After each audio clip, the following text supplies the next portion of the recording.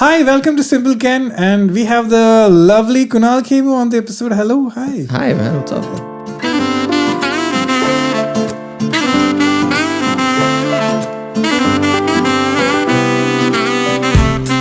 It's time for simple. It's time for simple. It's time for Simpleken. It's time for simple. It's time for simple. It's time for Simpleken.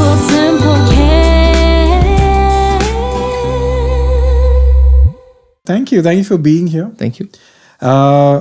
This is the first time I've had an interaction with a celebrity who's an actor who's been doing this all their life, actually.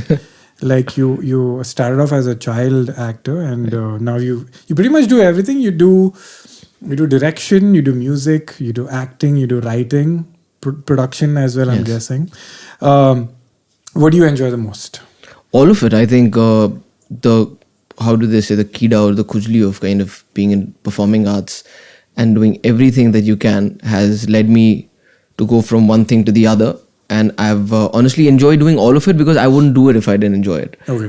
Because I think that's one of the things that we as artists get to choose in life, sometimes against the will of everybody else, is that we want to do what makes us happy. Mm-hmm. And so in the journey, the least that we can do to ourselves is not do something that's not making you happy, unless there are bills to pay and you have to kind of put yourself out there and sometimes do things that are not in your comfort zone or don't really make you happy. But touch wood, for me, that's never been the case. And I'm very happy that I've gotten opportunities to also try these things out. Yeah, it's easier said than done. But the fact that I've received love for it and I've kind of done a decently good job at it gives me more motivation to kind of strive better and do more. So yeah, I guess to answer your question simply, I've enjoyed every aspect of filmmaking. So I think appreciate the most from your work is your comedic prowess. And I think a misunderstanding of comedy is usually people think comedy is line based. Right. This line is funny, but you do situational humor, which is where everything matters. Like, why are the characters even in this situation in the first place? What led them here? And then you realize that just the genuine reaction of a character responding to the situation is funny. Yeah. But that, but everybody else around you doesn't. Yeah. How do you get that timing right when there's so many pieces in a comedy film? It's interesting that you pointed that out, because a lot of times people do believe if the written word is not my line, how am I funny in this scene? And more often than not in comedy, it's the reaction that's when they say a joke lands, the landing of the joke is in the reaction of the crowd or the recipient of the joke. So that I feel is equally important, because that person can screw that joke up completely. It's like an audience that doesn't laugh at your joke. And in a film, if your reaction is completely off from what the line was delivered, it doesn't work. So comedy is like a symphony. It has to kind of all fall into place, because I don't think you can either go right with it or wrong. Like, you can't be there. I don't think there's a mid ground with comedy. You can't say ki itna hasi aaya or nahi aaya. So it is. Somebody wisely said that comedy is serious business. And I think often, I've been on film sets sometimes where while you're filming it, everybody's just laughing and thinking it's hilarious. I was going to ask you that. But then when you're watching it, it's a dead silent crowd. Does the opposite happen? Where on set they're like, ye to funny it does. And then you see the edit and you're like, this is... Yeah, I mean, I don't think anybody's going to say this is not funny, but it won't be like a laugh out loud moment on set and people will be like, okay, action cut, and you've kind of done this high energy thing and nobody's giving you a reaction. But I think that's where experience comes into play, because if you start catering to the crowd on a film set to say that I want to make them laugh, sometimes you lose the bigger picture. And I think also with films, any film I feel is like it's a story that you tell. You get 3 chances to tell it. Once is when you write it, once is when you make it, and once is when you edit it. So all of these things need to have the similar sense of humor, needs to kind of flow through these departments, An editor who's also editing your film while you may sit with him, but needs to have that sense of humor to know what is he trying to do in this scene. Okay. So hence, you differentiate between slapstick, situational, black, farcical, satirical, whatever. So if the technicians who are responsible for putting this all together do not share your sense of humor, then it's going to be a long drawn out process, and you'll have to spend a lot more time trying to kind of make everybody understand. Or if you're not there, then it might be a script that everybody reads and says, oh, it was hilarious, but when you go and see the film, you're like, why did you make it? It's not funny at all. And you're like, I don't know what happened. I mean, how much control do you have? Like now, obviously you direct, but back in the day when you were doing a funny role, do you feel thoda powerless? Like, I feel हमने तो अच्छा किया है पर edit में this is going to get good. I mean, it happens with normal films also, but more so with comedy, or more worried because, like I said, I have seen films myself where it all seemed perfect till none of it made sense. Do you just let go, or you try your best to like micro improve it? Like, I mean, you can, but it's very tricky because you're also working in an industry where you're also constantly worried about everything is what the perception that you build, right? You don't want to, it's very simple. Like, you enter the edit room once and it can go from saying that, oh, he's a really hardworking guy who's trying to make it work, or he was in the edit room. Kaatne gaya kisi ka role. It can be anything. It can be any of those. But I guess you got to do what you got to do, because I feel everybody is equally invested in a project, and whatever it takes to kind of make it work. And now being on this side of the table and understanding a lot more, I've realized that sometimes, in fact, a good example is a film like Loot Case that I was a part of, which I'm very proud of. I remember at some point the director told me that we had to remove 20 minutes of the film, and the screenplay, the way we had written it, it's not in the edit. And I was like, ooh, really? Okay. And then I was like, but that scene was very funny. How's that turned up? He's like, oh, that's not in the film anymore. I was like, oh shit. I was like, acha, but what about that one? That joke was superb. I really enjoyed doing that. He said, that entire track we removed. I was like, oh my God, what is left in the film? And then I remember going to watch the film, and in the first half realizing that almost 8 days of my work, which was in the beginning of the film, and my intro is not the same. It's not there. Wow. And feeling a little upset about it. But then I finished the second half, and I remember I kind of took a step out and I kind of thought about the film, and it all vanished because I came back and I said, you know what, you made a good film. You didn't miss it. It does not matter that that is, because I know that it existed, and maybe it would have been funny, or maybe it would have done a disservice to the film, but it all made sense because I enjoyed the film, and I'm not upset about the fact that a lot of this work got kind of cut out. Whereas I think in hindsight, if he had said that, hey, listen, I'm cutting all of this, do you want to see it, and what do you think about it? Fair. I would have been like, but don't cut it out, it's so nice. But the fact that I didn't do that, I think led to a better product. Oh, that's so true. That's a mark of a good director, to be like, I know what I'm doing and you can trust me. Yeah. It's tested, man. I mean, because you got to keep that conviction over a number of months, if not a year, right? And so much, like, you also lose objectivity after a point because you keep watching the same thing over and over again, and at some point it stops being funny, and at some point it starts to hurt. Because you're like, I can't watch this anymore. And at that point, somebody who's viewing it for the first time might say, oh my God, this is amazing. And you'll be like, oh, thank God. And somebody will be like, I don't get it. Why don't you change it? So to hold your ground and say that, okay, no, instinctively this felt right, I'm going to go with it, is the true test of, if not character, but at least grit, to say that, okay, I'm going to go with this. And if it works out, great. If it doesn't, you're like, damn it. I think most of life is like that, right? You kind of go and figure it out, and you're like, okay, this is working right now. That's why I think you should never take anything seriously. When something works, it's not like, because I did something great. I feel like, okay, right now they like this. Doesn't mean that 4 years down the line, this will still work. I meant like, when everybody disagrees with you as a director and you're like, nahi, ye chalega. And if it doesn't work, you're like, damn it. Now they won't take my word. Exactly. But I feel, that was the confliction that I had the first time around. But at some point I promised myself, I said, listen, if this is going to be good, it's going to be my victory. If this is going to be bad, at least I'll learn from it. Fair. And I'll take it on my chin and say that, okay, I was wrong and let me do it better. Because if I make this bhelpuri of a thing where I listen to you, listen to him, listen to everybody, and of course I'm saying everything will get filtered. I'm not saying I'm not taking any suggestions, but they made sense to me. But if I bow down to it saying that maybe this guy knows better than me, then even if it works, I'll be like, but is this my success or his or hers? And if it fails, is it my failure or then I can't go and blame, see, I should have not listened to you and all that. It's one of those things. Fair. I have a very specific question. With your style of acting, do you like to take more takes, or you feel like the lesser takes you take, you feel better? I feel the lesser. I mean, it depends. I mean, sometimes what happens is it's like an engine, right? A diesel engine sometimes takes time to get, and that's how actors also are. Some actors get it better in the first few, whereas some kind of get better with takes. It's like this whole idea of method acting or impromptu. Like all. Personally, for me, I feel the best ones happen in the first few. Okay. And then it just becomes slightly more labored. Okay. I was asking because I always have guilt when I'm on shoots, and the more we take takes, the other non-comedic actors get the flow around the third or fourth take. Yeah.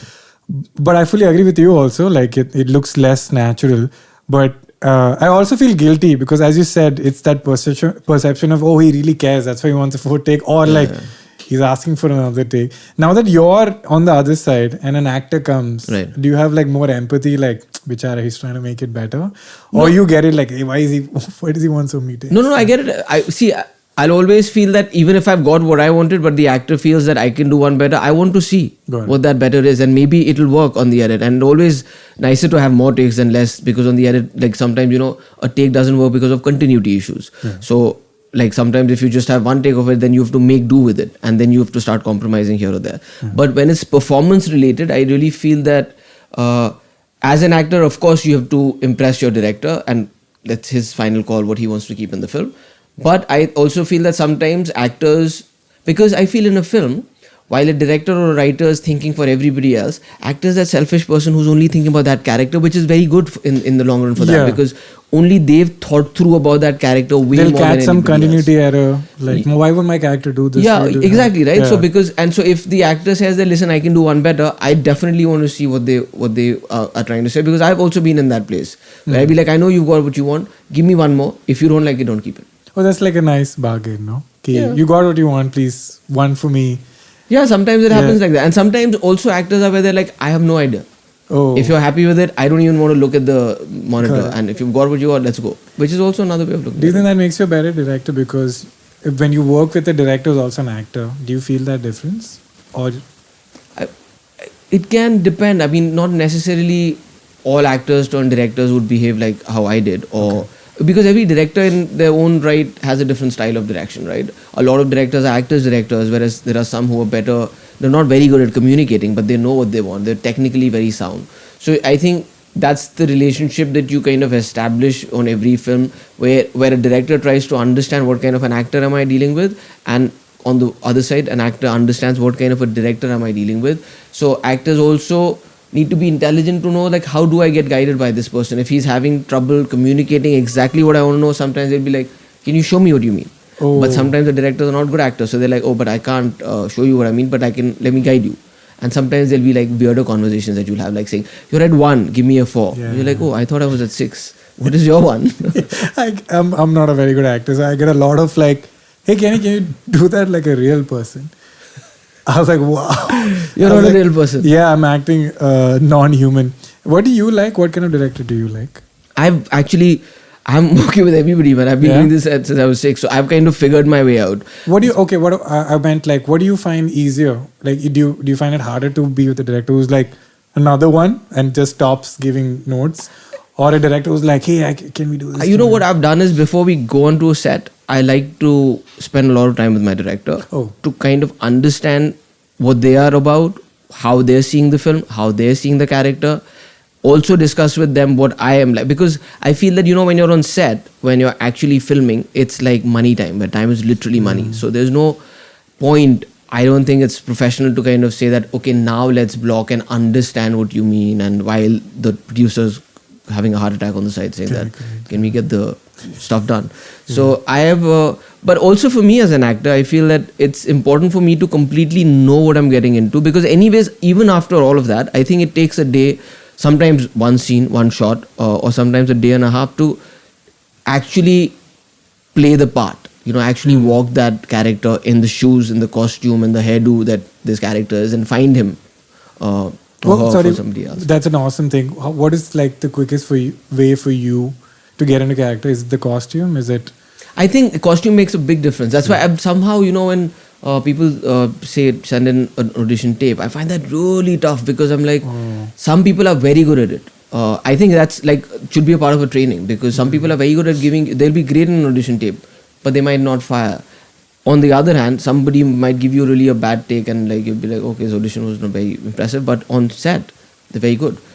For me, I honestly feel that once you actually wear like for me, footwear is like something that's very important to me. Like I need to know how this person walks, like how comfortable, what kind of footwear does he wear, and sometimes like even smaller things like like in Loot Case, I wanted to like his hair.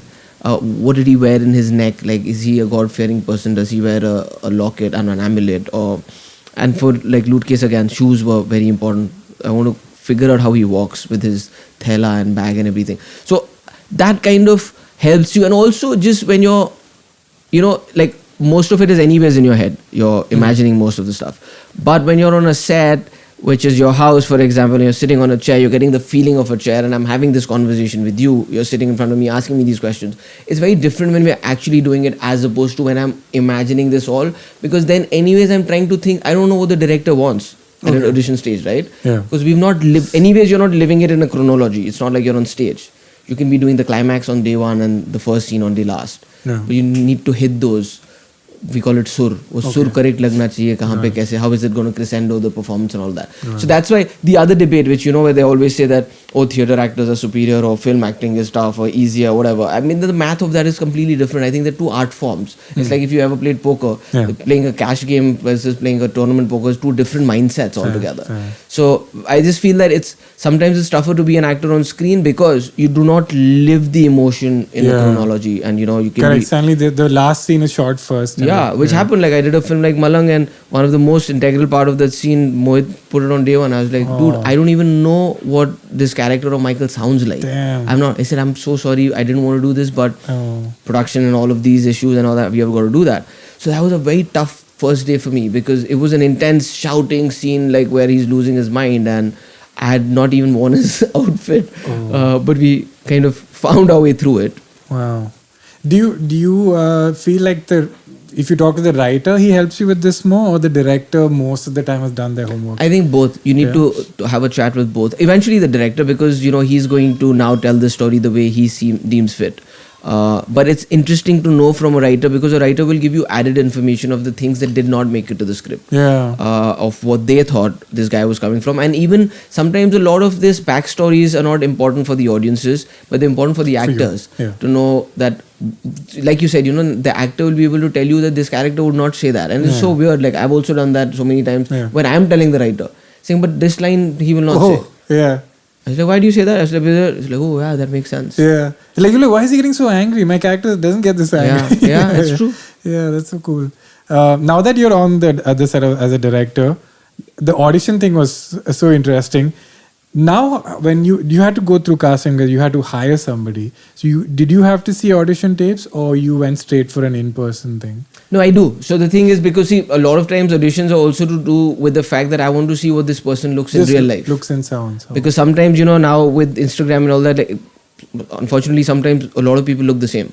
So you can't tell. What does that mean? I'm just saying with the filters and the makeup, you can't tell what the person looks actually, And like I want to put them in this and mode. audition tapes famously make you look really bad. It's like no lighting. So the first thing is to say not even good or bad. Yeah. In reality, what do you look like? Understood. So firstly, you will just go through those tapes to what do you sound like? Because on a picture, I don't know what you sound like. Got it. What is your do you have an accent when you speak or not? So pictures don't do justice to any of that. So sometimes you just go through the audition tapes to see the intro. Oh. Let this person really? Like I at least just see the intros first before I get to the scenes. Then the people who fit the part, then I'll see their scenes. But even if the audition is, let's say for example, performance wise, they're like, oh, this performance is not that good. But I feel there's something about the look that's interesting. Awesome. There's something about the way he or she talks is interesting. Then I want to meet them. Okay. And it's not like I'm going to make them do the scene. Then I just want to have a chat with them. Just like a vibe. Yeah, just to understand and after all of that also you're taking a punt. All of filmmaking is a big punt. You don't know if it's going to land or not. Yeah. But you figure it out. But I've always let instinct drive me, and instinctively if something feels right, unless you're proven wrong, you got to keep doing it. That's awesome, dude. Learn so much from just that. But child actor thing, I mean, I mean this in a very objective way. Most child actors, unfortunately, don't like grow up as healthy and sorted as you. Like most of them, I mean, understandably, like no child should be working at that age. They should be just like being silly and dumb and going to school and playing. But from such a young age to have that burden of a set and burden of a performance. And to be honest, all the comments I got from the audience is like, you're the most green flag actor there is. You know, like you're relatable and you seem real and you have a family and you seem very like sorted. And added to the fact you're a child actor, like, was there stuff that maybe you worked on personally that you felt was because you're a child actor, or you just feel it's a massive advantage? What is your I see. perspective? Honestly, I don't think I always took it like a part and parcel of life, right? A lot of times what happens is when we start thinking that this is our real life and everything else is, it's very weird when people say, oh, now that he's become a star, he behaves a certain way. Then I'm like, okay, then maybe he's living in that reality where this is the parallel reality of that, as opposed to this being your reality, and that is an added feature that you kind of live with. Okay.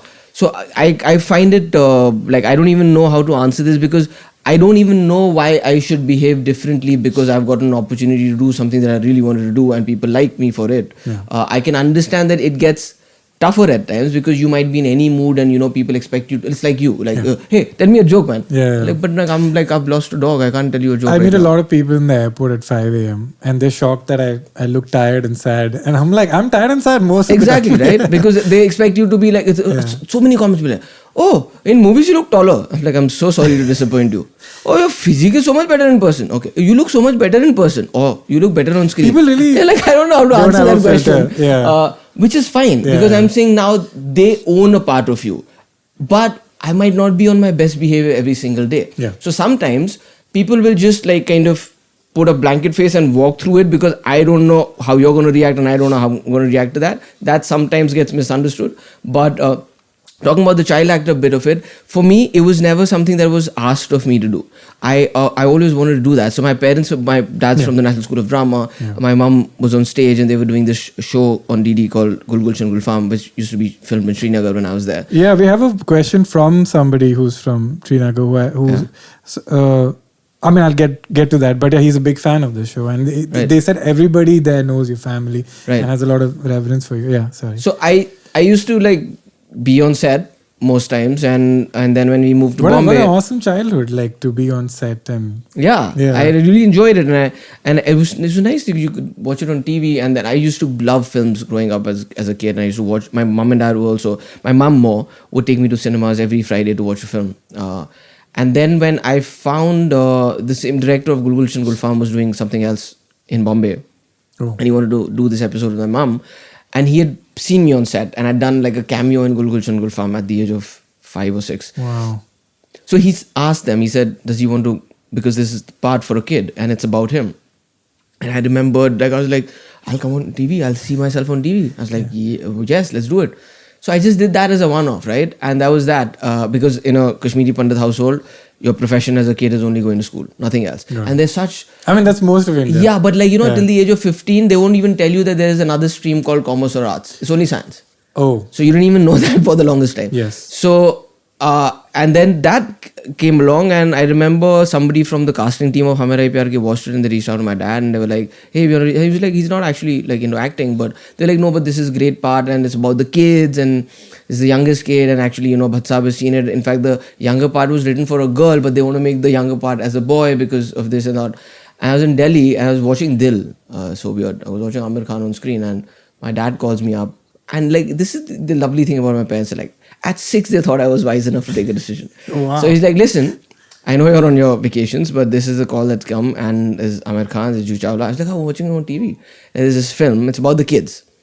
That's the other thing. Like, I was like, I don't want to be an actor because, especially as a child actor, because, a child actor does the part and then they'll make him run. And then the feet ka close-up mein, it'll become Amitabh Bachchan. And the child is gone and forgotten. Yeah. So I said, I'm not going to do this. Yeah. But then he said, it's about the kids and everything, you want to do it. And I was like, this is for TV? So even as a young 6-year-old, like, is this a big part? Because I was a filmy kid. And I was like, I don't remember the kid from that film. I only remember the hero. Yeah.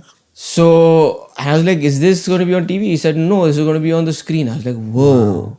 I said, yes, I want to do it. That's so cool. That's how it started, right? And that's how I met Bhatsab. And so it was like a hobby that I kind of did. Don't you feel like, when we were kids, we have a lot of confidence, and then you hit puberty, and then you kind of go into one cave of like self-consciousness.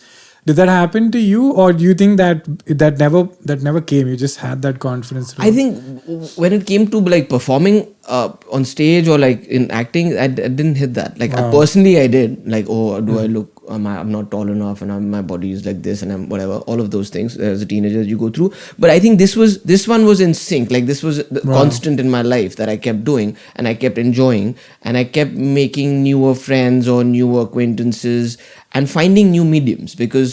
Doing films and ads till the age of 15, and then from 15 to 21 just doing stage and not going to a film set, and just loving being on stage and doing. Did a lot of theatre then. Yeah, I mean most of it amateur. I did some professional theatre. To be honest, I didn't enjoy that because I was like with amateur theatre, I was doing so many things. I was doing a street play today, I was doing a one act play tomorrow, I was doing a mono act here and there, and constantly doing stuff. But with doing a professional play, I just thought like I'd rehearse this, now I'm constantly doing the same thing. So after the sixth show, I was like. And also the high of, because you're competing in amateur theatre. So you win gold or you win first, or like, and especially if you did youth festivals in Mumbai University, then in your finals, if you won like either the best actor or your play won the best actor, you would get 10 marks in your final exams, which would make your percentage go up by 1.2%. Okay. So if you were at 74, you would be in distinction if you were in first class. Yeah. So that meant a lot. So it was motivated by that. Yeah, you were motivated by that also. But then other things like you would win some, like IPTA is another, one of the most prestigious things that happens. And in that they have this thing called the Balraj Sahni rotating trophy, which they don't give every year, but that also comes with a trophy and a cash prize. Wow. So, and I remember it was 3,500. So you're like, 3,500, I can buy some protein supplements for myself that my parents are not buying for me. What age was this? This was in college, so I was about 18, 19. Damn. So you've been into fitness for like as long as... Yeah, I wasn't allowed in a gym till I was 18 because my parents were completely like, if you pick up weights, then your height will stop. Yeah, it is a weird association with lifting weights, a height thing. Even I got a lot. Yeah. My dad's compromise was you can't do any leg exercises. Yeah, all of those things. And that screwed me, dude. Heavy weights I had the worst legs because I never did legs. Yeah, so I used to actually, that was like one of those things that I hid from my parents for a couple of years. Like, then I go to the gym because they'll get so angry. Yeah. So at 18, I officially joined the gym, but actually I was in a gym from the age of 16. Nice. Like even in Tenule, you were like ripped in that. So you've been ripped for like decades. I generally like to, gym was one of those things that because I was a short and a lanky kid. So somewhere I was like slightly conscious about that. And I was like, I'll get bullied if I don't like work on my body and all that. So it started with that, but then it became like a part of my lifestyle. Fitness is also a very important thing for me. And I think it really helps with stand-up weirdly. Is that working out and being healthy is like a very organic thing. Yeah. And the most brutal part about it is that even if you get fit, you still have to maintain it. Yeah. So it's like this thing in your life that reminds you that even though you have it, it's not going to stay. Exactly. And you have to keep doing it every day. Yep. So anytime I was demotivated with stand-up, and I was like, it's not ending early. Like, I've tried a new show, I have to be funny all the time. And then I remembered, like, but it's the same thing I do with my body. I don't complain about that because you have accepted it, that the body is going to wither. Yeah. And that the gym thing really centers me that just like how if you skipped 4 days, go on the 5th day. Yeah. It's like, oh, I've not done anything substantial in 3 months. Let's go do something in the 4th month. So it's been so it's cool that you've been an OG fitness guy before it was cool. Now it's like all the rage. So tell us about your approach to comedy. You've spoken about it a lot in the first question. Madgaon Express was praised for its humor. How is it writing and directing comedy with a group of people? Because I'm asking from a perspective as a stand-up comedian also, where you have complete control. It's my show. I'm saying the lines. Yeah. Audience doesn't react. I can modify it for the next show.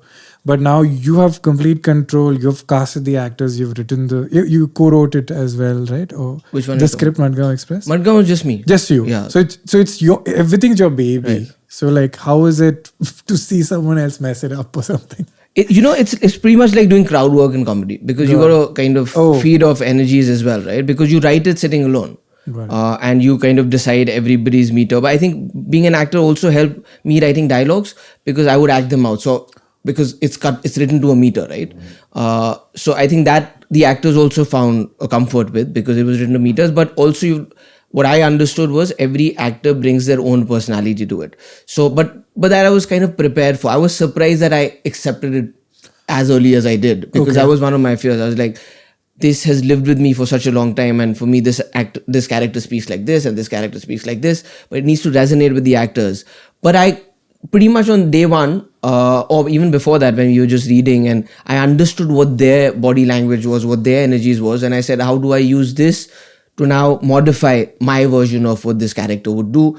And you have to pretty much understand that sometimes you have to go and abandon it, because as long as it's making sense. Right. If it's not completely making sense, then you sit down the actor and say, this is not working. Okay. Because what you're doing is not working. I understand that you can't do what I want you to do. Now let's find what we need to do. Luckily, I didn't have to do that, but like now I'm prepared for that.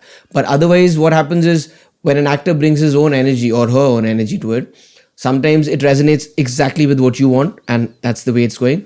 Or you say that, this guy is doing something interesting and he's making it a little more eccentric or a little more kind of reserved than how I wrote it. Now what I need to do is get the other person to take the next gear. Okay. So like I said, the symphony, it'll only work because if everybody is going to be at the same level, it's going to be like white noise and you won't register anything. Yeah. So if somebody's loud, somebody needs to be lower for it to work. And sometimes a person lower might feel like, I'm getting the shorter end of the stick. Yeah. Sorry. You want some water? Yeah, fine. Why am I like, I don't have the punch. This is so true, because in comedic writing is called straight man and crazy man.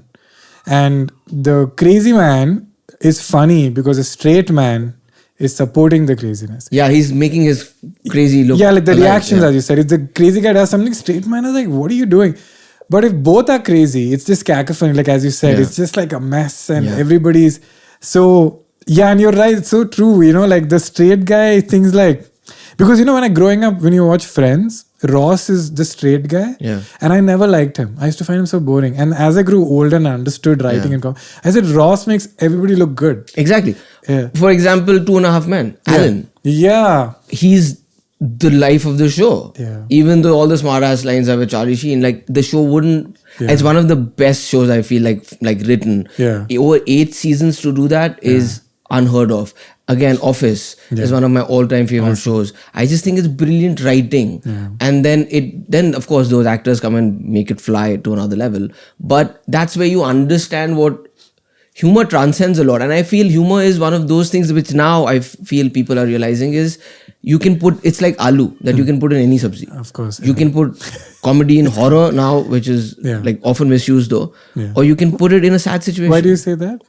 Because just because you say you mix horror and comedy doesn't mean it's going to fly. Because slapstick and horror together will not work. Situation and horror, yes. And case in point, a film like Stree, which was the torchbearer in that, I think is the best example of a horror comedy. Or like what we try to do with zombie comedy, which is totally different because it's not... I mean, zombies are pretty much like monsters walking, but like the unseen, the dead, the ghosts and all that, So as long as you can feel scared and like feel the urge to laugh, it's like when you watch This Is Us or even Modern Family, you'll be laughing, but something will happen and Modern Family, it'll bring a tear to your eye. So that's when you do drama and comedy well. But I think comedy kind of, what they made... Unfortunately, they made Avengers into a comedy after a point of time. Thor was just being a slacker, and I was like, is this Pineapple Express or Thor? What am I watching? Yeah. Sometimes it works. Yeah. I mean, often it fails. What you're saying is like you don't dilute the emotional bits, right? Yeah, that's I think Taika Waititi has a lot of that complaint. Yep. Where I think in Ragnarok he did it really well, where the emotional moments didn't have a joke and you felt really bad, and the funny stuff was hilarious. And I think in Love and Thunder everything had a joke, and it kind of gets irritating. You like, just let this moment breathe. He had a very interesting thing. I don't know if he was bullshitting. I read in an interview that he said, we comedy guys have to pitch stuff to people who don't understand comedy. Yeah. So he said he just doesn't try to convince them verbally or through a script. He lies to them. He says, scene aisa hai. And then on set, he'll go tell the actors in the ear, ki, now say this line, which is a joke. And then the producers are sitting there and they do the funny line, and then the producer like, hey, this is very funny. He's like, yeah, it's funny, right? We should keep it. Because he's like, they unless they see it, I can't convince them. And I thought that was brilliant. I don't know if it's true, but I thought that's... But it could be, because it's how do you like, it's like a joke, right? Yeah. You can deliver a joke much better than I can, or he can do it better than both of us. If there's an audience, So what's happened in films is often a lot of comedies that you'll watch, you'll be like, why did they even make this? Had a great narrator. Because when he sat there in that room and narrated that story, those people are on the floor. that's insane. And on the other side, there have been some gems that never got made because that guy just wasn't funny in the room. And when you read comedy, it'll be to your interpretation of how the joke is told. Like, why did the chicken cross the road? Like, I mean, there are 1,000 versions of it, but is yours funnier than mine? I don't know. But if you write it there, somebody can just read, why did the chicken cross the road? So, thriller or what? So, suspense film. Why did it cross the road? Yeah. So, no, it's a comedy. That's such a great It's a point. chicken crossing the road. You don't get it? No. So, it's like that. Wow. See, it's like, it's so true. Like that one narration is the germination of this whole thing being possibly made. And if just that day he screws up the narration, or the people listening are tired, or something is not right. It's happened for me in Madgaon. I've had a good narration, and then I've had a really bad narration because I wasn't in my top form. And And the I same- felt like I should not make this film. Because everybody else in the room, like, those guys were saying this is very funny. It's funny to you? I don't know, it's okay. But that's going to be the case with the film also, because humor is very subjective. Yeah. I'm not saying that while I'm aware of the fact that it's gotten a lot of love, I am not alien to the fact that some people might think it's a shit film or it's not funny at all. It didn't land for me. It's okay. Because I like a lot of comedies that I think are great, but others don't. Similarly, I don't sometimes laugh in a film. They're like, oh, you're mad or it's so funny. I'm like, it's funny for you. It's not funny to me. Yeah. It's like that. Awesome. That is so cool. So what kind of work are you looking forward to doing? You're working on a new project with Netflix called Single Papa. This is a show, it's an episodic show. Yep. What is your experience like on that? It was very good. I was very happy that, I think it's going to be a clutter breaker just in the recent times, because every time you say an OTT platform has a show, it's just like you're now synced to, it's either going to be dark, gory, thriller, suspense, crime, right? Most of it. So for us to kind of come out and say, okay, no, this is actually a family comedy, dramedy, if I may say so, which is pretty much like the Modern Family zone of where it's humorous, but it kind of has relationships. It's the story of this character that I play called Gaurav Gehlot, who's part of this Gehlot family, a Haryanvi family that lives in Delhi. And he's a man-child, basically, whose wife's left him because of the very same reason that you refuse to grow up and I can't be in a relationship with you. And one day, this man-child finds a baby that he wants to adopt. And as simple as that may be, what that brings into his life from the perspective of what the parents think about it, what his friends think about it, what his ex-wife thinks about it, and also the whole process of being a single dad to adopt in this country is not very easy. So that entire process and what it brings into his life and how he rediscovers and manages through relationships is what the premise of the show is. And I think it's been written by parents who wanted to write this show much before they became parents, but they held on. And only after they experienced parenthood for a couple of years, then they wrote the show. It was also helmed by Shashank Khaitan, who's a dear friend, is also a parent. And then they approached another parent and me. So I think all of us parents got together and made this show with an incredible cast. I've had so much fun working with all of them. And I think it's going to be one of those shows, hopefully, that, your entire family can sit down and watch together with kids, uncles, aunts, moms, dads, and have a good laugh. And somewhere there's this really, really cute baby in that will also get a lot of love and was all of 3 months, but was very professional and didn't give us any troubles. Oh, wow. Did you put in some of your own anecdotes into... Well, a little bit, because like I said, as an actor, you only think for yourself. And like when you and the directors and the makers also see that, oh, this is how this character is and what do you want to do with it? So they let me go with it. But most of it was written. I think 90% of that, 10% here and there, a little bit of improvisation here and there. But otherwise, it was a really well-written show. And I think it's one of those very few projects that the meeting ended with me saying yes. So like, because I heard the first episode and they told me the gist of it and said... So it was a great narration.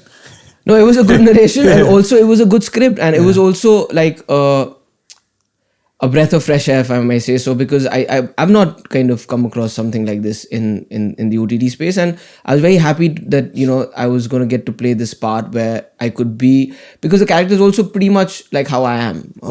And I just thought it'll be interesting to kind of get into this space, work with good actors, good makers, and let's see what happens. Also, Man-Child is a great character to do a lot of jokes. Yeah. You know, it's a great kind of canvas. I was going to ask you, but I'm going to change the question. I was going to ask you, do you think someone who's not a father could have played this role?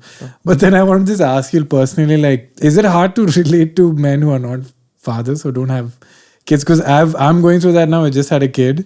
And I thought I wouldn't be that person, that uncle person, like, dude, have a kid and then we'll talk. But it is very, it's very fun to talk to who are not even married. They're just like single and they're like, I don't want to say basic ass problems, but like they talk to me like, man, I don't know where to take her for dinner and all. I'm like, wow, it's a good problem. Right. I did that. Now you've been a dad for a while, like your single friends who don't have kids, Right. or is it hard to relate to them, or you found a way?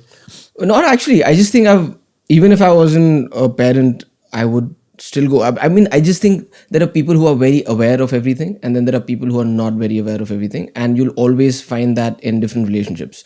I think they are the most interesting characters. I love the people who are completely cut off from reality. Okay. They, for me, are the most interesting and intriguing people because there's so much to love about them. Yeah. And I love playing characters like that. And I love writing characters like that. Like even Dodo, for example, in Madgaon is somebody like that who's so cut off from reality. He just doesn't get it. Like even if it's in front of him. So while I may not be that person, I didn't actually. Most of my friends have at least acted to be very understanding when they know what I'm saying. Yeah. But but I think it's interesting that you brought this show because what was different for me was like if I wasn't a parent, I would have to borrow from my awareness or then speak to some people or just be more observant of how parents are. Whereas here you actually know what it feels like inside, so you don't have to act. Yeah. Like a lot of those things were in your memory bank. They just had to be triggered. Yeah. And anyways, like I said, this baby on the show was so cute. I was like, I'll keep you. Was it like a stunt baby? Because you need like babies to do different No, things. so but right? we did have a prosthetic baby, Yeah? which was also for the jumps and the explosions. no, it's just yeah. No babies were hurt on this show. by Oh, the way. fair enough. You do so many things, and you're a very busy person. How did being a father change all of it, life in general? A big time, man. I feel like, when people say marriage changes lives, I Yeah. don't think that happens. Yes, but yeah. their parenthood definitely changes lives because firstly, it changes your daily routine. It changes your timetable. Which for me, not so much, but for Soha, yes. Because she was a late riser. I was an early riser anyways. But for her, it kind of completely changed. And of course, your priorities kind of change. You start planning things according to the baby and now the baby schedule. And the way we are going as parents, I think we'll just they'll be telling us exactly what to eat in a few years because we're so in tune with what do you feel. Yeah. I'm like, you're not supposed to ask them. Why are you asking her? Yeah. She doesn't know anything. Yeah. You tell her. Yeah. No. Yeah. We must listen to them. So I'm kind of learning. I'm the baby in this relationship. Actually, that was my next question. Like, how was your parenting style different from very mine? different. I'm very old school. I'm very Old school? simple. Keep it like simple. Yeah. If you're hungry, eat whatever you like. If it's a lunchtime, you eat. Yes. There's no like. Yes. Yeah. And like I'm talking about this, so don't let's talk about this. Yeah. I want to listen to what you want to say. Just listen to me first, and then I'll listen to you. But we'll have turns. And when I'm speaking, do not interrupt. Oh yeah. We're not going to talk about your feelings right now. We'll get to that later when you're old enough to understand what your feelings are. How old is your daughter now? She's 8 now. She's 8. Like, what is so? Emily doesn't even talk. She's like just started walking, and everybody gives me the same thing. Like, wait till she starts talking. And how was that journey? Like how would you break it up? Like the ages as a father, how you interacted with her? Dude, now you understand why parents say you never grow up because like I already miss I was going through those pictures the other day and I was like, oh my god, she's already looking so different. Like when did this happen? Why can't I go back to that time? All of that happens. But I think it's amazing, man. Like one day they're like learning how to talk, the other day they're schooling you on things, then they're kind of doing a backflip and you're like, wow, when did this happen? When did I miss this one? But I do feel like, at least in my house, I'm there for the fun stuff mostly because I don't think I'm allowed to do anything else because there's a fear of... You're the fun dad. I think so. Yeah. You don't do any disciplining like... I do, but so I got my own thing now. Like, and I think she, like now so is envious of me. She listens to you, she doesn't talk back to you and all that. And I said, I told you. Don't discuss emotions beyond a point. So the love fun is the way to go. I think so. Yeah. I mean, that's how we were brought up. I mean, I'm not saying I'm for like disciplining by shouting at them. Yeah, or of course, anything. like healthy boundaries. Yeah, but I think kids are like now. What's amazing is I think kids are so much more aware because of the conversations that they're having. I mean, at some point she spoke to me about whale migration. Wow. Like that was like 2 years ago. I was like at 15, I barely knew that whales migrate. Yeah. So it's amazing that you're talking about. They've gone to see flamingos, and I was like, I've seen them on my bike ride. Like then I was like, oh, there's flamingos in Vashi. Is she That's into pretty bikes? cool. Yeah, she goes for bike rides with me Oh, quite a awesome. lot. She likes that. Yeah, so bike. I'm also a little bike guy. I mean, I Yeah. don't have as fancy bikes. I It doesn't matter as long as the two wheels and they work. have a modest. I have two bikes. I have a Ninja 650, That's a good which bike is to have. like standard. It's like 10 commandments of bikes. When I was a kid, I saw a green Ninja. I was like, "Ek din." Yeah, I know. All of us have that wallpaper. Yeah. And then I got a Triumph Bonneville. Look at you eating humble pie. Those are fucking good bikes. Yeah. What are you talking about? No, I was but- like, you're going to be like, I have one Splendor I mean, and an Apache. I don't have an MV Augusta and stuff. That's like, Alright. I told you, after a point, they're all the same. It's the how they invoke the little kid in you. yeah, man. I've It's, been riding the Busa and it's just... yeah. How do you manage the Busa, dude? Like, is it an easy bike to Dude, ride? honestly, I never sat on a Busa thinking the same thing. It's Okay. impractical as this is. 4 days, like it's brought my love back for biking. Wow. I wake up at like 5 a.m. because I'm like, I want to ride this bike. That's awesome. It's amazing. It's like for everybody who says it's whatever, I think ride it for yourself. I mean, for many people, it's the Dhoom bike. For everybody, it's the Doom bike. Yeah. But also with that, then it's It's an iconic. I think when you say it's impractical, any vehicle in the city is impractical, honestly. I mean, a motorcycle is the most dangerous thing. So, I mean, No, of if you course. have it, you just have it for passion. I think now I'm at the right age to have it because like you have to be aware of the power that the bike Exactly. has and Yeah. how to use it. Yeah. So like, if you give it to me at 20, there would be a lot of Doom machale. So wait, I thought you had an again. I don't know if the Wikipedia article is wrong, but I found you had a KTM, and you have a BMW ADV, and you have an MV Augusta, and you have a Hayabusa. Yeah, I've sold most of those. Now I ride a electric BMW CEO2. Oh, which is- wow, you've gone electric. Yeah, Damn. I have a Segway scooter also that I use. This is a friend's bike that who's like, because I kept saying the same thing about the Busa. He's like, please ride it and then you'll know what it is. Nice. And I know what it is. Wow. So you sold them out of like. Because I wasn't riding them Maintenance? as much. Man, that's the that's- thing, right? Like Sunday rides aren't enough. Like BMW 1250 GS is one of my favorite bikes, and I wanted that because when we were traveling and riding, that's the bike that we used to have. I took it to Ladakh. I did a whole ride on it. Wow. I really enjoyed it. Okay. But then it would sit there, and it would break my heart to see it because in the rains I don't ride at all. Yeah. So that's pretty much 4 months gone right there. And then if you're working. And then then every time you hear that uska battery kharab ho gaya. Yeah. Usko service ke liye bhej do. And you're like, this bike is dying here. And then I make sure that whoever I sell the bike to are like proper They riders. will treat her right. Who do treat her right and ride her like, long distance rides and all of that. Yeah. So, yeah, I mean, it always sucks. But saying goodbye to a bike is very Already it's happening because like my of the Scrambler, BMW. I had the Ducati Scrambler. It was like, but again, the same thing. I was like, I'm not riding it. And once I got the GS, I realized having 3 bikes, you're not riding one. What do you have 3 there for, right? So yeah, so then I started selling them. The MV Agusta is now a piece of art in the house because I was not going to sell it. So I just made it dry. That looks like it'll go up in value if anything.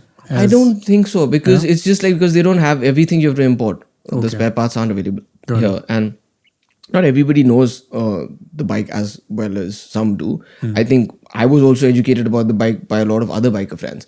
So now I have it like a dry piece of art in the house. Where is it? It's in the house, in It's the in the garage. house. Wow. That's so cool. It's dude. against a wall. Wow. Looking cool. That's also why I have it now. I just like staring at them. I get happy. It's not. I know that's the thing with bikes, right? Yeah. Like even now I'll be like going, hi, Yeah. how are you? Yeah. I just do Are a you little alright? check-in. Just clean you up a little bit. Yeah, that's awesome. They say it takes a village to raise a child. Tell us about your village. I can take a city or an empire. Yeah. It depends what is the workforce that you're dealing with here. Yeah. But I do think it is true because, and I think that's how it also should be because I think kids learn something or the other from everybody that they interact with. So it would be pretty much wrong to, bring them up secluded of everybody else, even though like some people are crazy about like, don't touch the baby for so much time and all that. But I think to ease their own, I think parents anyways are like, I remember the first day we walked into the house with the baby and we were like, why have they given us a baby? Why do they think we can take care of it? Why is there no test? What are we going to do with it now? Yeah. Like, oh, I just know how to burp it. Yeah. Uh, Oh, we were on burping duty as well. Even I was Yeah. very good at burping. Yeah. yeah, I was amazing at it. Because the diaper duty, I was like a bit like, You know, they I think I changed warn 5 you, diapers. but it's really bad, the smell. yeah. Yeah. It's like a breeze. You don't get it. You It's a don't get waft. it. Yeah, and suddenly it goes Like right a into punch that gets you. It's not bad. Boom. Yeah. Oh, it It's was like so waiting. bad. It's very bad. So like even Tracy and I, we live in Bombay. Our respective parents are in Goa and Bangalore. You realize like, man, you really need extended family to. Babies love that. There's someone always fawning over them and reacting. And as parents, you get so tired doing the boring stuff, the diapers and the feeding, that when you want to play with them, you're exhausted. Yeah. And man, like I don't want to put pressure on people out there who don't have kids, but man, the joy grandparents get from a grandchild, it's insane. Like I've never seen my parents so happy ever. I have a theory now that you mentioned it. I think it's that because when you're a parent, you're just so busy doing chores that only as a grandparent, you're like, you do the chores, I do the fun thing. Yeah. So that's why they're like, beta or. So sorry, again, it's a personal thing. Do you have siblings? I do. I have a younger sister. Do you? Because Tracy is very close to a sibling. I have an older brother. I'm not very close. Huge age gap. Yeah. So we've come from different thoughts. That I'm not very close to my sibling. I think having one kid is fine, but she's super tight, and she has this theory ki there should be a kids team and there should be a parents team. Because it's so sad that a kid has to compete with an adult. But if you have like a brother or a sister, they're like, they want us to sleep early, but we are a team. We won't sleep early. Yeah. What is your thoughts on that? I was also, 6 years difference between my sister. So we weren't like close. I love her, but like we didn't kind of do a lot of fun things together. Maybe while growing up, I was like, I always wanted like an older brother to kind of look after me as opposed to me trying to look after a sister. Okay. So I also think sometimes parents don't have more because they want to take that control away from the kid. Oh. They're like, tumhe bagawat ke liye team hi nahi denge. Acha. Now you'll have to listen to us. There's nothing to come. But they'll always find friends who will kind of do that for them. So I don't have as in like a side on this. I think if you want 5, you can have 5. If you want just the one, just the one. Yeah. This is a film question. Is there a movie you've seen recently that you were like, this is one of the best movies you've seen recently? Or you really liked? I haven't like in the last 3 months watched anything because I've been just working. But I'm sure I can't think. I saw a beautiful show like very recently called Task. Task, okay. Yeah, it's got Mark Ruffalo. It's made by the same person who made Mayor of Easttown. Okay. I think it was very nicely made, and it was one of those shows where I was like, I don't know if I'll, but then I made time to finish it because I was so invested in it. Remember Mark Ruffalo's acting? He's superb. He's so like, it's so subtle, no? Everybody says that. He's like, he's not acting. I was like, then that's the best one. Yeah, it's insane. Actually, I want to give you a recommendation. It's on Netflix only. I saw Frankenstein recently. Oh, you did? I've been wanting to watch it. Yeah, and it's so nice in a good way to see such a self-indulgent movie. Yeah. That's also not boring. Sure. Because most self-indulgent movies are very painful to watch. But it's so nice to have a movie that's so क्या बोलते हैं, ethereal. Where every frame is not meant to look like it's real life. Right. So stylistic, Right. Are you into that stuff? Like, are you, because you're, from your body of work, you're very like real life, like it's, Sure. you can feel the characters. I've met these characters. Right. Do you like watching stuff? It's a yes and no thing. Sometimes you can say that I don't like this genre, but like you might get captivated by the way the story is told. Yeah. So it's not like my immediate draw. So like if you said, like watch a costume drama, it's not like my immediate sell. So like Game of Thrones wouldn't be watched by me just because I want to see it. Like I haven't seen Rome. Like even Gladiator, the fact that it's an action film is a draw for me more than it's set in a time period. 300, of course. You see those men with those abs walking with spears in their hand, like, okay, let's go watch Dude, it. it's very hard to convince people to watch 300 if not a dude. Yeah. Like I made my wife watch it. She's like, It's what not is gonna work for this? them. Yeah, I know what you I was mean. like, this is so cool. I know. Yeah. It was like amazing for the time that it came. But yeah, so I think the costumes and too much of heavy, like even Edward Scissorhands is not something that I would like fair. That's a immediately good kind of example. watch because I feel that there's so much get up and all of that kind of draws me away from reality. So why is that? Like, have you thought about it? No, but like I said, it's until I watch it. Like Tim Burton is a great filmmaker, but his films are not something that I will say, oh, let's watch this film. Fair enough. Unless, it's like recommended and I'll give it a chance and be like, whoa, this is very good. What about The Matrix? It's my all-time favorite. Yeah. My number one film. That's what I think unites most guys our age. And but Matrix also, I guess, the action drew you. You're a big action fan. Matrix is a spiritual film. It is. It is like, I'm saying my It number is- one film ever. Yeah. Like, Godfathers, Goodfellas, everything. It is the number one film because it just the first one. Second, third were crap. Yeah. Because I realized that in every viewing, I was finding out different things about it. Yeah. And at some point, it wasn't the film, it was about life. Yeah. And I was like, whoa, these guys didn't write it. It's a perfect. It just happened. It's a perfect film. It is. Yeah.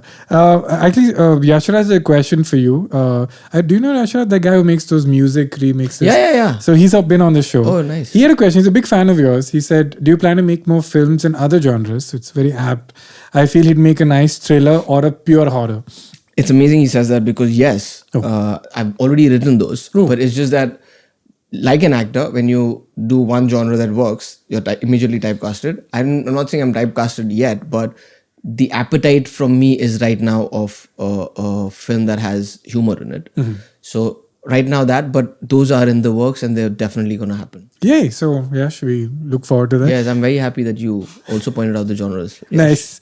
Now we have some audience questions. These were specifically for you. I told them you're coming on the show. Right. So Jayesh Fatness says, Dhoonte Reh Jaoge is 16 years old.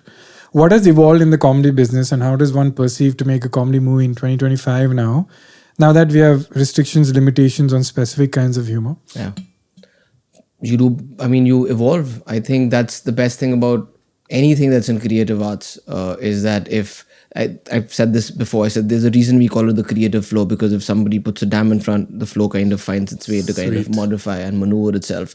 So you can't give up on something because the rules have changed. You change your art a little bit more, modify it a bit, and they'll not stay the same forever. But I also feel humor is a very broad canvas. Sometimes we limit ourselves, and I think sometimes when restrictions are put, we are forced to kind of think outside the box. And sometimes you'll be surprised by what we can achieve, because I don't think there is just one language to humor. Yeah, I mean, this question is apt for me also. I think I've been doing it for 15 years, stand-up, and it's ironic. The more attention you get, the more careful you have to become. Yeah. When we were kids doing these open mics in clubs in Bangalore, we used to say some crazy stuff.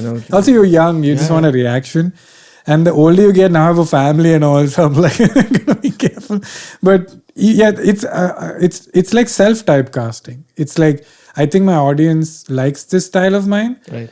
So, and I guess I'm good at it. So I should continue it. And then you kind of do 20% of experimentation. So when you are writing your new projects, is it coming out of like, I want to get out of this self-made typecast and creatively challenge myself? No, never. No? It's like a flow, man. I mean, sometimes I feel, I wrote that. That's pretty cool. Oh. Or sometimes, what was I thinking when I was writing? Because it's you're in a kind of a trance when you're doing that, right? And writing is, I feel it's such a amazing process. It's solitary, but it's the most rewarding out of everything else. Be a little specific about how you do your writing process if you're writing a film. So for me, I'm not a trained writer to begin with. I kind of learned on the job. It was while doing Go Go Gone that I realized that how to use Final Draft. So you write on a laptop? Yes. And now that I know a little bit of Final Draft, I still suffer with those shortcuts. I'll still call my friends and saying, hey, listen, if I want to do another draft, what is the F1 and what do you press and all of that. But no, so I always had stories and I would always narrate them to friends and they would be like, hey, this is a nice story, why don't you write it down? But I never had the discipline to do it. And now that I know how to write on Final Draft, I have also realized that I'm not somebody who can be like, okay, tomorrow I'm going to wake up at this time and this time to this time I write. Then? It doesn't work like that. Okay. I just feel like I'm the prisoner of my own doing, where if I need to write, then I will write whenever. Like I will not do anything then. Like I will wake up at 6 and I'll write till 10 and then I will have breakfast and I'll write another 4 hours, 5 hours, and I'll do this for 10 days and then I will just abandon. Wow. For like 3 months I'll not write and then I'll write. Because I just feel like it's like I'm in that zone, it's making sense right now, so I'll do it. If I had to I think it's also to do with the fact that I was not a commissioned writer. Because then it's a different thing when you're working on deadlines, and I don't know if I can. So deadlines don't help you, because it really helps me. Otherwise, I keep procrastinating. Yeah, no, I don't know if I would be able to, because I'm like, how do I do this? Like, this has to come organically. And like, for example, Madgaon, the first draft was written in 18 days. And then, of course, then versions happened, but the first flow happened like that. The other one that I'd written was, I wrote the first half in like some 4 or 5 days, like with screenplay dialogue, because now I started writing like that. Okay. And then for 2.5 months, I didn't write at all. And then I'd forgotten what I did. When you go back, do you feel like you had said like, "Arey, I don't like this anymore"? Does that happen? Or Sometimes. yeah? Then do you rewrite that part, or you just modify? Sometimes I've just abandoned like a whole idea because it didn't make sense. Like, So you have like that internal test key after 4 months, if I look back, I should still like it. no, I mean, I'm saying that I just feel like it's like making a hot meal. If you finish writing it, it makes sense to you, you put it out there. Because sometimes you can procrastinate about the entire thing, and in 4 months, if you read it so many times, it'll not make sense to you after that. Even though it's a good script, you're saying. Who knows what's a good script, right? But I'm saying if it made sense to you when you were writing it instinctively, and it made sense to you when you read it for the first time, test it with a crowd. It's like a set. Got it. You get a few people that you value, whose feedback you value. Yeah. And sometimes it's not so much for the value of their feedback. Sometimes you just want to read it out to the crowd because it reaffirms your belief in it. Or it makes you believe that, even if they say it's good, something's not, something is off in this. I need to fix that. So once you've written the entire thing, then of course you fix it till you're happy with it, and then you present it, because you know that the first time that you're going to present it, till the time that you're going to make it, there will be more months that will happen. Yeah. But you can't say that I'll spend a year with it, and then, because what will happen is at the end of that year, you'll be like, this is the best script I've written. Now nothing can happen. And the very first narration, the guy will be like, ये तो 50% ही अभी. That's so true. And then you're like, now I can't do anything. That's such a cool thing to say. I think that's also such a great way to motivate yourself to finish. Is that like an ideology you have? Because you get so much work done. You do so many things. Is that like an ideology? Like, it's fresh, I'm excited, don't sit on this too much. I do feel so, because I'm saying if you weren't excited enough, you wouldn't finish it. And that's happened couple of times, where you've begun with a motivation and enthusiasm, and it kind of, as you're writing, it withers away. Or sometimes, unfortunately, what the opposite happens, like you're in the zone, but now you got to travel for work. Yeah. And then 10 days have gone and you're like, I really want to, like, so. But the other thing is, I can't write on the fly, because I just need to be in a room by myself, and I don't need to be anywhere else. I can be in any room, but just like by myself. I don't want to be distracted with 10 things happening. So yeah, I mean, and coming back to what you asked me initially, I don't have that discipline of writing like 2 hours in the morning and 2 hours in the evening. When it kind of is, it's like that. You need to do it. Like when you're thirsty, you I need to fully drink agree. water. It's That's how I write stand-up as well. I've tried the whole sitting every morning, and I had written like a full book of ideas in COVID. Because all the other writers I met had that technique of like, and I was like, fuck, I also tried. And I wrote a full book. I went to an open mic when things started opening up. None of the jokes worked. A whole book of premises, and I out of that frustration, I said something on the fly, and that got a laugh. Yeah. And I said, okay, this doesn't work for me. Let me go back to my old system. So it's nice to hear that from you as well. Sunny Cag asks, what's your songwriting process like? It's pretty much like this, right? It's pretty much like that, but I need a tune to write a song. I generally kind of play a tune and I write to that. On the guitar? Yeah. Okay. Whether it's me playing, or sometimes now, because I have other artists that I work with who will play a tune, because I can, like I said, I can play 6 chords. So sometimes I'm not able to play the tunes. So do you get that a I want musician to come over? Or? Only now. Okay. But the first few songs that are, only one is out right now, but I have about 10 that are already ready that we'll be kind of putting out. Oh. So those were 10 songs? Yeah. Oh wow. Those were pretty much me doing my thing. Now I've started to kind of sit down with artists, but I write on my own. So all the writing of the songs happens on my own, and the melodies are mostly mine. What creative itch does that scratch? Like, I have no idea. It's just that one thing that I've loved music. I've always my parents have also been. It's been one of those households like, chalo aap gaane gaate hain. It's like chalo koi gana sunao types. So cool. So it's just been from that, and I think some artists like Jack Johnson are hugely responsible for that, because the first time I remember I heard this track called Inaudible Melodies, and it just kind of stood out. It wasn't a song anymore. It was just like there was some thought in that. And the more I listened to him, the more I felt the need to kind of do something like that myself. And then when I picked up the guitar and I was playing other songs, I realized that those chords could also modify into my own compositions. And that's how it started. It's interesting about Jack Johnson because his song lyrics are like him describing a conversation. Yeah. And it's a very clear storyline. Yeah. Even I love the guy. It's so nice to hear that you grew up in such a pro art household. Right. I wish more people had that. In my family, nobody was from the artistic background, and it was a very solo journey for me to kind of ignore all the surrounding world. But it's so lovely how your house had your parents singing music or encouraging art. I think it's a testament to what a positive relationship you have.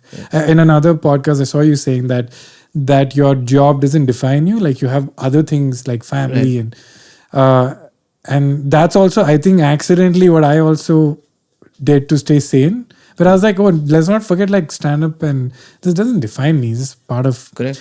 It doesn't mean it's not important. It's very important that it's done right.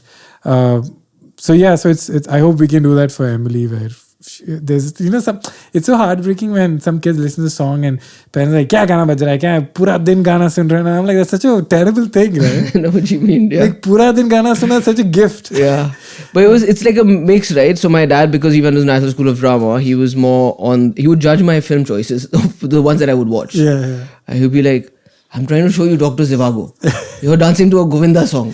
What is happening?" But I'm enjoying that. My mom is like that, right? My mom is full commercial buff. So I was on my mom's team. I was like, I want to watch Shansha and like all of those things. And my dad was trying to make me watch Lawrence of Arabia. Yeah.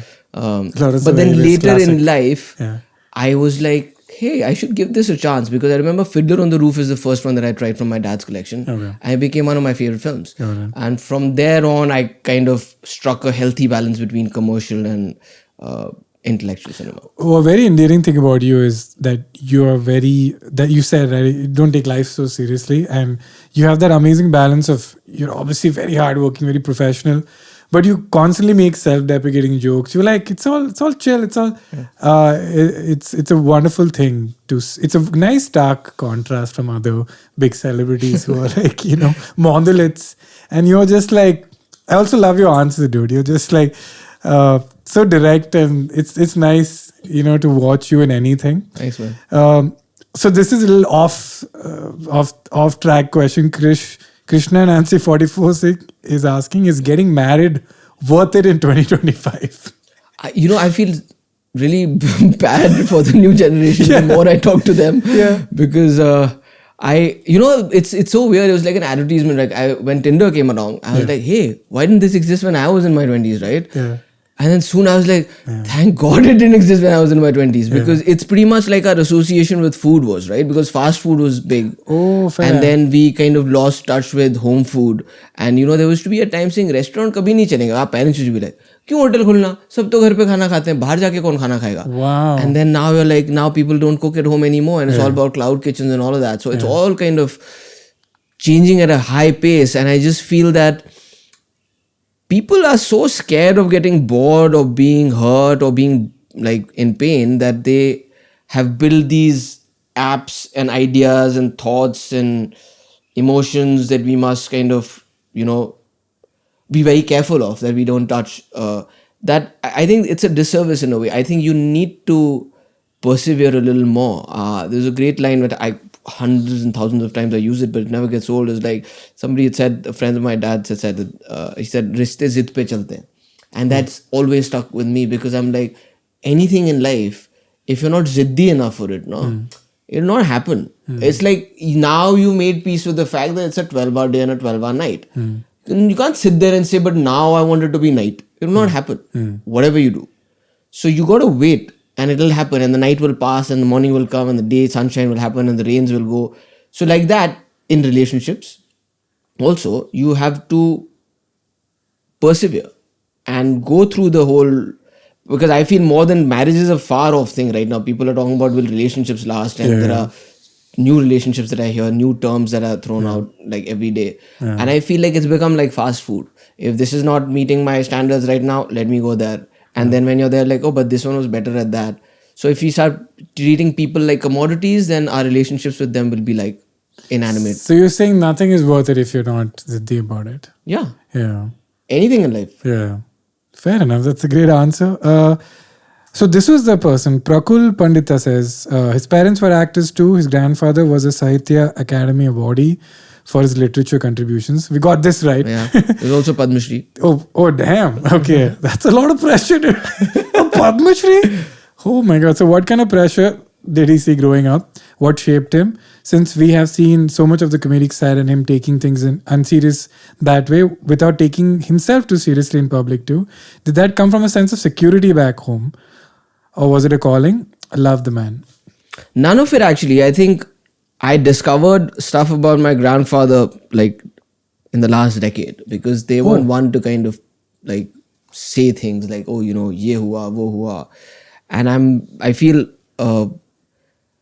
guilty of not having read all of his work, which has been translated in the last few years. And even my dad, they all just kept doing what they did because it made them happy and it made sense to them. So it wasn't so much about the rewards or the to gloat in the fame that brought in whatever way. I mean, my grandfather was, in literature, and social media didn't exist, and it wasn't about what I now should deserve and demand. It was about what do I want to say and how do I say it. It's always been about that. And I think most of it is the same with me also. I'm very much interested in, I feel that, once you've done something, then it's done. Okay. It's already in the past. Mm-hmm. So I can't live in the past by saying I did this as an actor or I did that as a filmmaker or I wrote this, because now that's done. What do I do now? That will make sense for me, not for everybody else. Because I can't live my life based on what others think of me or they want me to do, as much as I may want to please them, because we are in a people-pleasing business. At the end of the day, I have to live with myself before my family also. Mm-hmm. So my thoughts and my subconscious and my own understanding of who I am, how can I be at peace with myself? How can I be happy with myself? And how can I stay young? By doing something that is making me get out of bed and making, like, it's like riding a bike, how you feel like when you're riding that bike. Yeah. So it's pretty much about doing that, and none of the other things actually make sense. Do you feel this is the kind of ethos, I mean, coming back to the question, that's passed down from your grandfather? I think so. Like I said, it wasn't something that was taught to us, but I think it's something that's kind of been there for you to absorb, understand, and in due course of time, imbibe. To have 3 generations of artists in India is awesome, dude. That's so rare. Like, that means like it's just in the family DNA to appreciate art. Yeah, and to savor the smaller moments. I don't think I'm half as intellectual as my grandfather and my father are. I'm more commercial, so to say. But I mean, do you see that as a devaluation? No. I mean, I don't feel bad about it anyway, but I just feel dwarfed sometimes when I'm sitting with them or like hearing things that they talk about and they know, and like do you want to like pull an Adam Sandler and just be like, you know what, I'll do a gravitas, heavy ass, emotional, deep film and then prove it to everybody and then do like a comedy? No, but I don't want to. I like the fact that I'm so different, but like I fully love that and I fully get it. I think there is a over romanticism of intellectualism sometimes. Sure. Like, you can be intellectual and not broadcast it. Yeah. And even comedy is like that. Like, the simpler you are, the more effective it is, but then it sounds too simple.